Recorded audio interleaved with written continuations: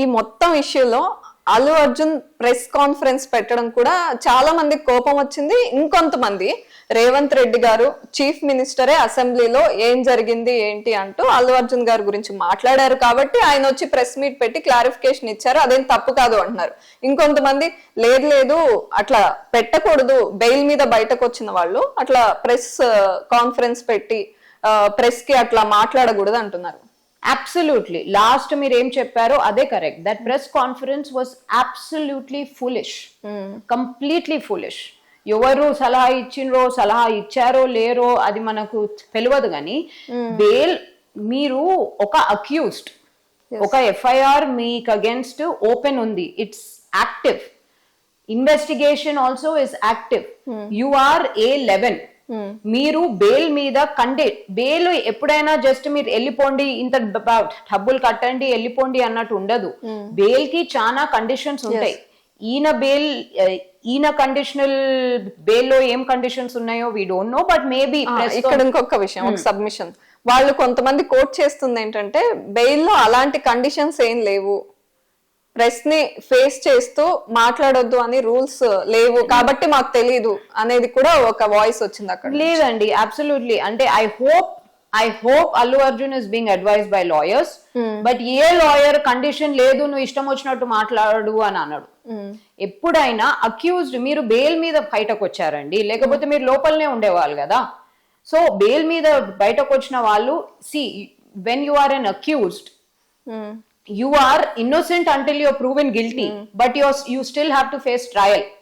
So ikkada prosecution మొత్తం వాళ్ళ case prove చేసుకోవాలా. మీరు ఒక్క మాట మాట్లాడకపోయినా లాస్ట్ కి ట్రయల్ స్టార్ట్ అయిన తర్వాత, చార్జ్ షీట్ ఫైల్ అయిన తర్వాత, ట్రయల్ స్టార్ట్ అయిన తర్వాత మీరు ఒక్క మాట మాట్లాడకున్నా గానీ ప్రాసిక్యూషన్ వాళ్ళ కేస్ ని ప్రూవ్ చేసుకోలేకపోతే, అంటే స్టేట్, ఇక్కడ prosecution is always the state of Telangana, prove చేసుకోలేకపోతే నువ్వు ఒక్క మాట మాట్లాడకున్నా నిన్ను ఇమీడియట్లీ రిలీజ్ చేస్తారు, అక్విట్ చేసేస్తారు.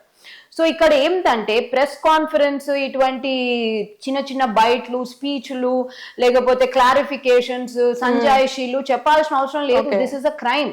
సో చెప్పొద్దు, ఎందుకంటే every single word that Allu Arjun uttered in that press conference can be used against him in the charge sheet and in the trial. And prosecution కా హక్కు ఉంది.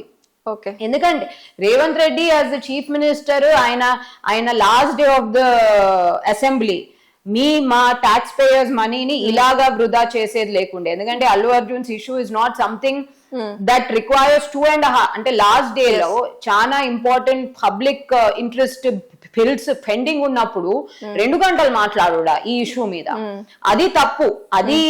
అది పక్కన పెడితే రేవంత్ రెడ్డి అక్యూజ్డ్ కాదు కదా ఇక్కడ, అల్లు అర్జున్ ఇస్ అక్యూజ్డ్. ఆయన ఎంత అసెంబ్లీలో ఏం మాట్లాడినా గానీ మీరు జస్ట్ అలా ఉండే మీరు ప్రెస్ కాన్ఫరెన్స్ ఇచ్చేసి దాంట్లో ఇష్టం వచ్చినట్టు మాట్లాడేసి నెక్స్ట్ డే పోలీసు వాళ్ళు దాన్ని ఇమీడియట్ గా కాంట్రడిక్ట్ చేసేసిండ్రు. ఆ కాంట్రడిక్షన్ పోలీసు వాళ్ళకు